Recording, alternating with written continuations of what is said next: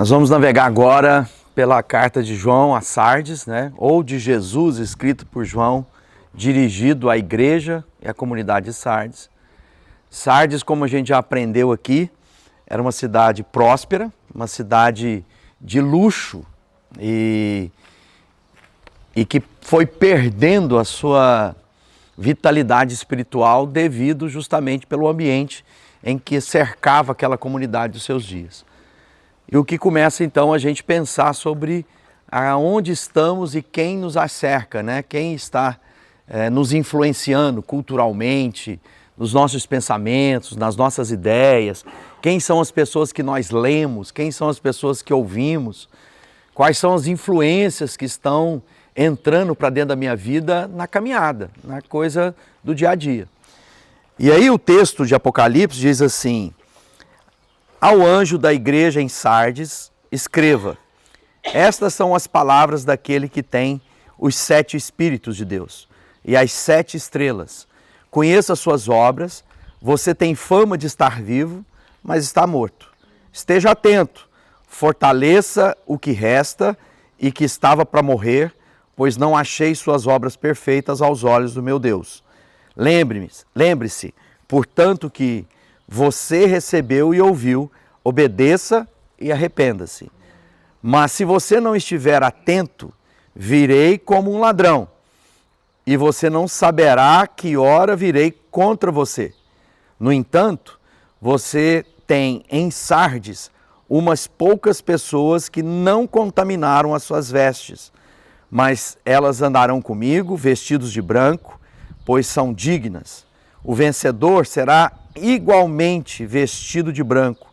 Jamais apagarei o seu nome do livro da vida, mas o reconhecerei diante do meu Pai e dos seus anjos.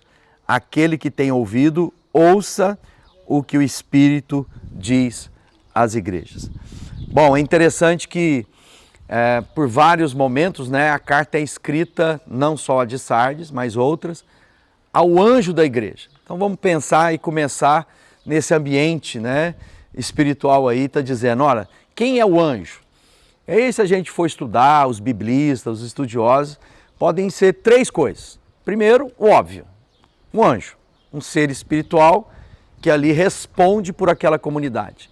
Essa é a possibilidade menos aceita, principalmente pelos reformadores e pelos estudiosos. O segundo pode ser que seja a representação simbólica de toda a igreja, ou seja, do espírito, da alma da igreja, da comunidade de fé naquele lugar. E terceiro, que é o mais aceito de todos, é o líder da igreja, o pastor da igreja, aquele que cuidava, aquele que foi incumbido de conduzir o rebanho naquele lugar. Essa é a versão que a maioria dos comentaristas bíblicos vão dizer que provavelmente é essa a ação, né, de Jesus escrevendo aquela comunidade. E aí o Calvino, né, eu estava estudando aqui, ele fala assim: ao dirigir-se aos anjos das igrejas, Cristo se dirige aos pastores, pois são eles os mensageiros responsáveis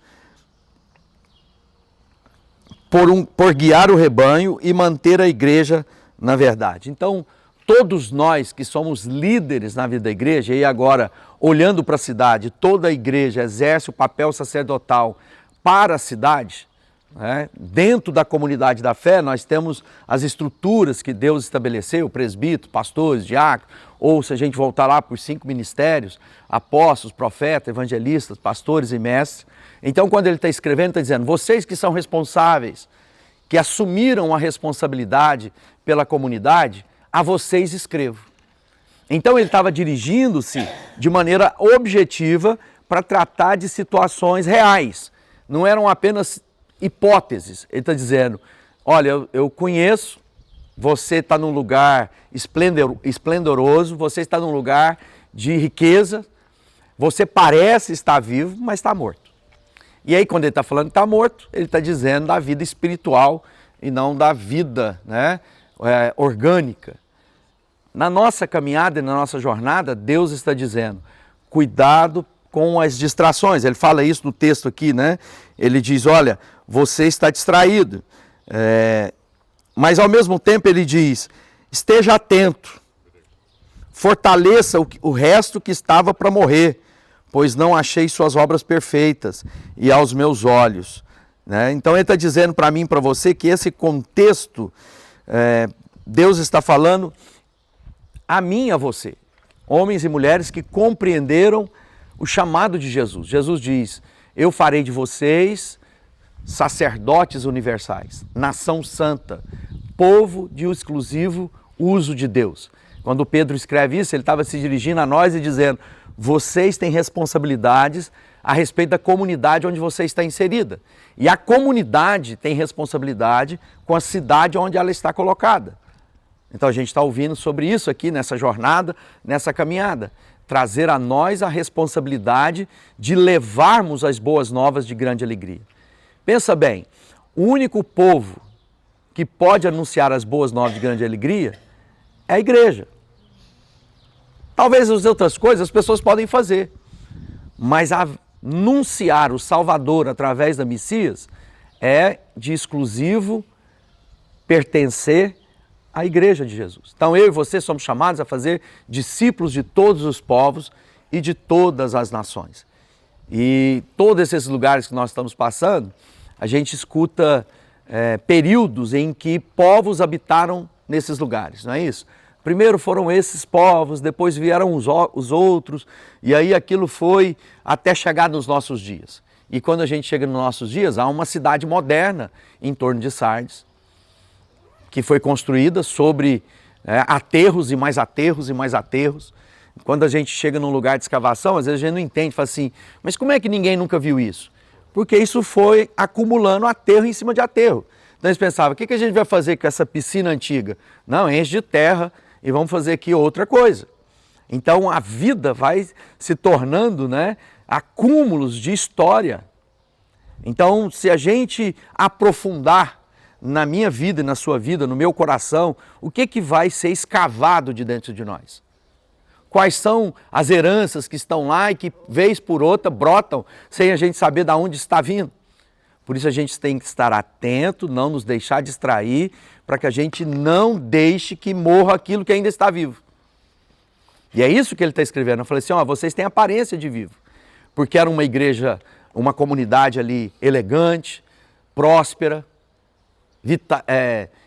ela tinha feitos, ela tinha suas obras, mas ele está dizendo, mas você parece que não percebeu que já morreu. Então nós podemos ter mortos-vivos, pessoas que parecem estar vivendo, mas são mortos. E ele está falando dessa restauração. Por isso ele diz, fortaleça. Era aquela igreja, ela tinha a aparência de vida, mas era um cemitério. Era algo que não tinha mais a vibração do Espírito Santo. Olha só, lembre-se, portanto, do que você recebeu e ouviu. E obedeça. Depois ele diz, arrependa-se. Olha só que carta após carta nós estamos ouvindo uma palavra recorrente, arrependam-se. Quando o texto começa a dizer ao anjo, depois ele fala os 7 espíritos e as 7 estrelas. Ouvimos um pouco ontem Paulo falando sobre isso, que na verdade não são 7 espíritos, mas são o Espírito na sua plenitude que operava naquelas 7 igrejas. Mas se a gente voltar um pouquinho lá em Isaías, Isaías fala a respeito de uma coisa que vale a pena a gente lembrar aqui, que quando ele está dizendo dos 7 espíritos, ele fala de 7 características. Ele fala assim, lá em Isaías no capítulo 11, os 7 aspectos do Espírito, sabedoria, entendimento, conselho, fortaleza, conhecimento, temor do Senhor e deleite no temor. Ou seja, desfrute. Então nós temos que entender o que Deus está falando conosco. Ele está dizendo que esse Espírito, ou seja, o Espírito de Deus, que não é uma influência, uma força, não é apenas uma ação de Deus Pai, é uma pessoa. Então nós cremos num Deus que é Pai, Filho e Espírito Santo. E esse Espírito na sua plenitude nos leva a vivenciar tudo que Deus tem. Nós somos o povo do Espírito. Deus está no seu trono, Jesus do seu lado intercedendo por nós, e agora vivemos o Espírito, a época do Espírito, o derramar do Espírito. Esse Espírito que vai nos conduzir. Então, quando Paulo Júnior está dizendo, bom, nós já sabemos da origem, temos certeza do nosso destino, quem nos conduz nessa jornada é o Espírito Santo. Aleluia. E se não for o Espírito, irmão, ninguém chegará ao seu destino. Porque é o Espírito que convence, é o Espírito que ensina, é o Espírito que diz, é por aqui, é por ali. É o Espírito que nos selou e trouxe a garantia de que essa carta vai ser entregue ao seu destino. Então nós fomos selados pelo Espírito Santo de Deus. E esse selo é a garantia, não é isso? Qual é a função do selo? Duas coisas. Primeiro, mostrar a integridade daquele produto. Ou seja, não consuma se o selo tiver sido violado. Então ele garante a integridade. Então Deus está dizendo, eu vou garantir a integridade na sua vida. Eu vou garantir que aquilo que Jesus fez na cruz agora se torne realidade na sua jornada. E a segunda coisa, ele diz que o selo é aquilo que a gente paga para que a encomenda seja entregue, não é isso? Então é o penhor de Deus. Deus está dizendo, eu coloquei o meu espírito como penhor, como garantia de que o preço foi pago para que vocês cheguem no lugar que Deus tem para vocês. Então é o Espírito de Deus. Então quando ele está falando nos 7 Espíritos, as 7 estrelas, que são as estrelas, uma vez mais, né, quando a gente... Os 7 Espíritos cita pelo menos 4 vezes no livro de Apocalipse. Então ele é recorrente para falar de plenitude. E as 7 estrelas têm a ver, uma vez mais, com os líderes daquelas igrejas. Então ele está escrevendo e dizendo, esse Espírito que é pleno na liderança, na condução. E aí agora eu e você somos chamados a tomarmos a responsabilidade de conduzirmos o povo no meio talvez do ambiente. Nós, na grande maioria aqui, vivemos em Uberlândia, Goiânia, são cidades luxuosas quando comparado com a realidade brasileira. Uma Pessoa, né? Temos lá no Acre, Rio Branco, e as realidades que nós vivemos são bolhas no contexto brasileiro.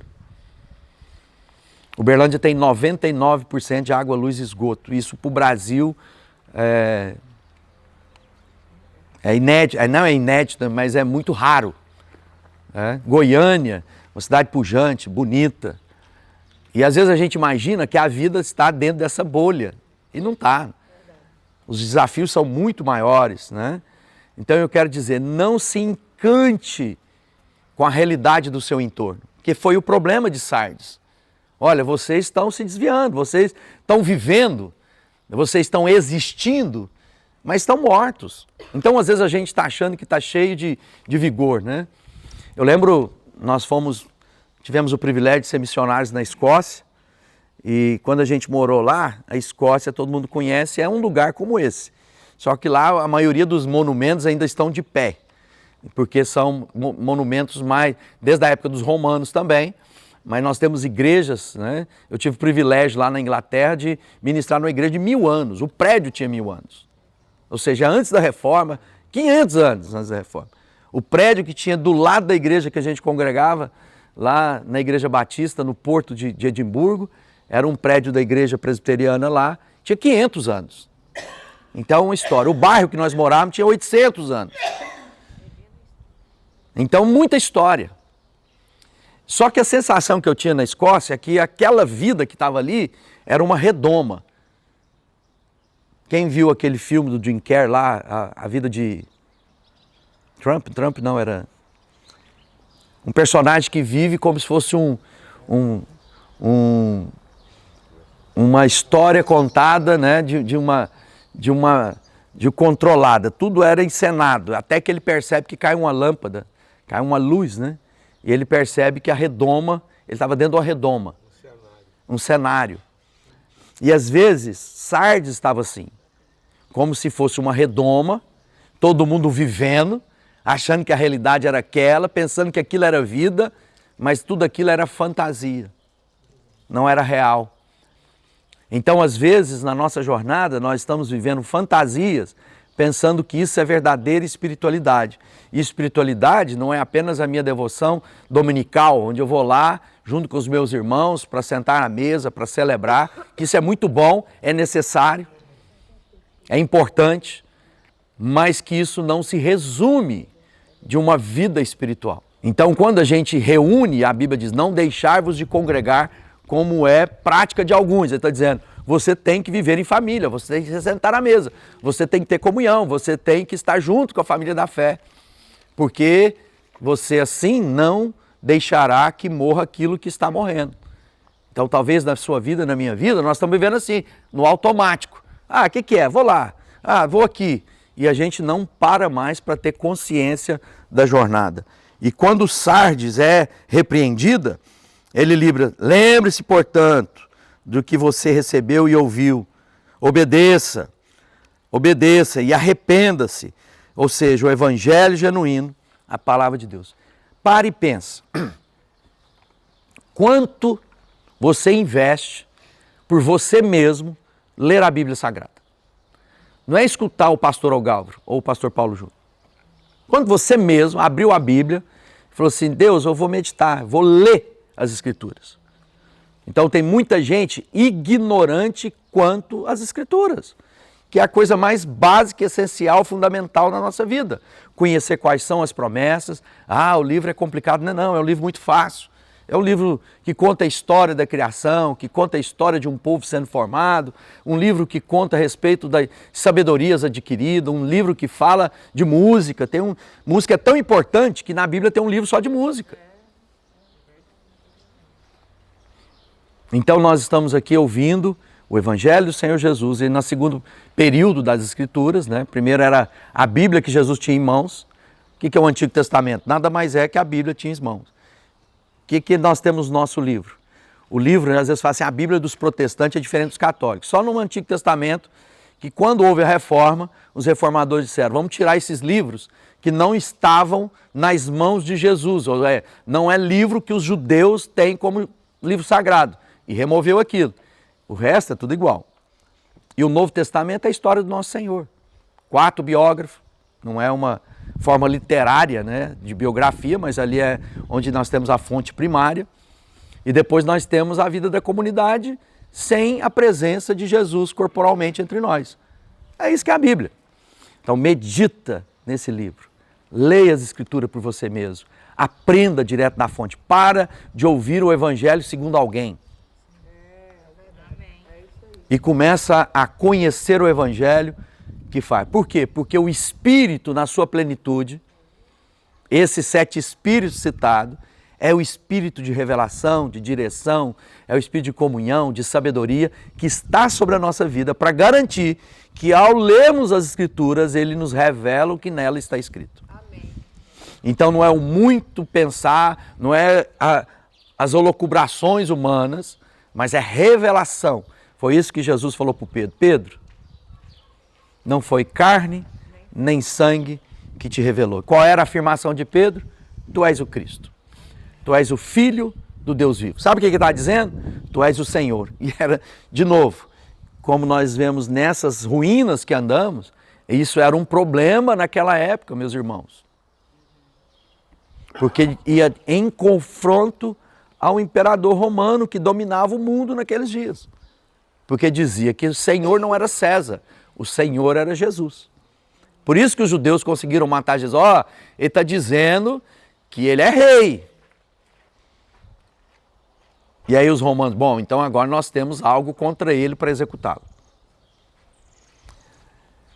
Invista na sua vida.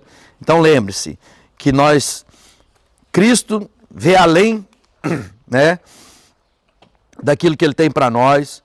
E é o Espírito Santo que vai dar a vida, é o Espírito Santo que vai nos conduzir o tempo todo. Então, não deixe de se desviar. Ele vê além da aparência, então pode ser que a igreja esteja vigorosa, vibrante. Né? Lá em Uberlândia, nós temos aqui, algumas pessoas trabalham na missão, uma obra linda, mais da metade da saúde da cidade é cuidada por nós. Mas se ali não tiver o Evangelho, é só obra. E aí não revela quem Jesus é.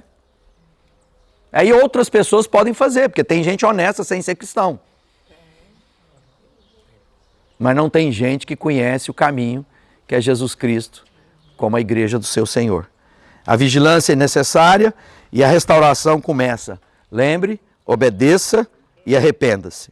E o Espírito Santo que vai nos conduzir, e aí ele termina dizendo uma vez mais, aos fiéis ele vai confessar, né, diante do Pai. Olha que coisa bonita. Vou dar vestes brancas, que é sinal de santidade, de integridade, e o nome de vocês não serão tirados do livro da vida, né? E aí Jesus diz, eu vou falar para o meu Pai a respeito de vocês. Eu não sei qual tem sido seu caminho, qual é o envolto que você está inserido, quais são os luxos que porventura, como em Sardes, estão te afastando do verdadeiro evangelho, quais são as coisas que você está investindo na sua vida, porque às vezes a gente, em nome, né, de transformar a cidade, nós estamos querendo dominar e ganhar e enriquecer. Então a gente tem que ter cuidado com as motivações do nosso coração. Porque eu posso estar entregando uma cesta básica e Deus está dizendo, eu desconheço as suas obras. Amém? Amém. Põe a mão aí no seu peito, no seu coração, fala com Deus a respeito. Lembre-se do que você foi ensinado, obedeça, se necessário, e encontrá-lo caminhos que não são aqueles que Deus tem para você, confesse o seu pecado e volta àquele amor, aquelas primeiras práticas e a vida que só Cristo pode nos dar. Pai, nós estamos aqui num lugar onde houve muitos movimentos. Quantas pessoas, no seu tempo áureo, passou por esse lugar? Quanta vida caminhou nesse lugar? E muitos deles, segundo a tua palavra aqui em Sardes, eram fiéis e não mancharam as suas vestes e foram testemunhas para aqueles que viviam nesse lugar. Que nós sejamos fiéis aonde estamos inseridos. Que sejamos homens e mulheres que não temos do que envergonhar. Que as nossas obras possam ser vistas à luz do dia. O Senhor sonda a intenção dos nossos corações e conhece bem o porquê fazemos o que fazemos. Por isso, Pai, nós queremos encontrar um caminho de retidão, de integridade o tempo todo na nossa vida. Que o Espírito Santo encha cada coração aqui e traga, Senhor, arrependimento, traga cura, traga paz, traga renovo e, acima de tudo, traga, Senhor, consciência da nossa identidade e do seu propósito para a vida de cada um de nós. Lá no meio de nós, entre os nossos amigos, muita gente está desesperada, muita gente está querendo pular do prédio, porque é uma angústia que aperta o coração. Que nós sejamos luz na vida dessas pessoas, para elas possam conhecer a paz que excede todo entendimento. Usa-nos, Senhor, no nome de Jesus. Amém. Amém. Deus abençoe.